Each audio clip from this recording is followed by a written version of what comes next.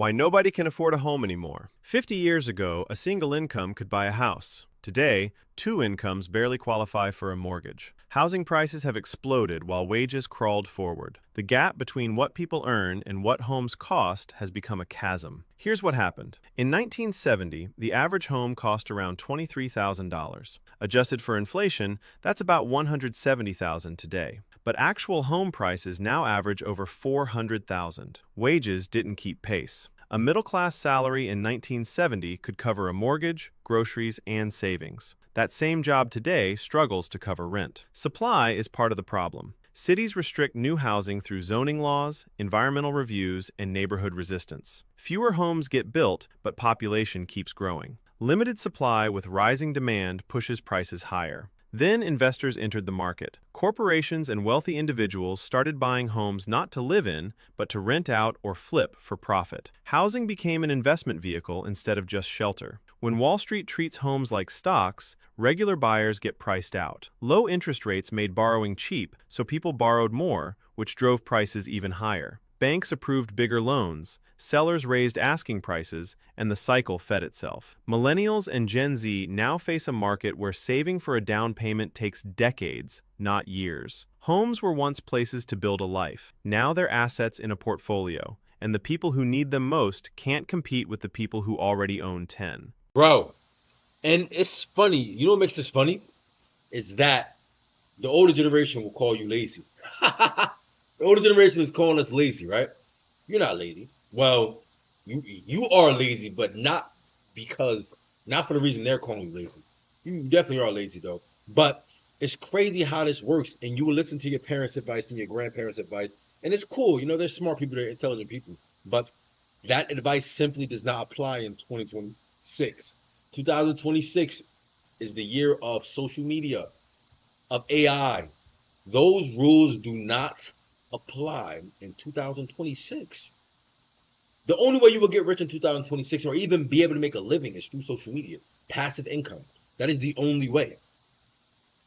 That is the only way. And why is that? Why is that, you say? Well, that's because these minimum wage jobs, as you've seen on that chart, jobs are flatlining, just crawling forward, and cost of living is skyrocketing up like 10%, basically. I meant 10 times. You're still making around the same amount of money in order to live 50 years ago. You will never, bro, and it's not like the next 10 years it's going to be any easier. No, you have to make a decision now. You got to put your foot down now. You got to make a decision now. You have to figure out, how am I going to do this? How am I going to make money? What am I going to do to ensure that I'm good? This is what you need to do. Link in the description, top pin comment. I teach you step by step how to make money from social media. You see the size of this page. You see I have 2 other YouTube pages. You don't even need that many views. You really don't. It's an easy formula. Why I teach it step by step, and I even hold your hand. Weekly Zoom calls with me and everything. Right?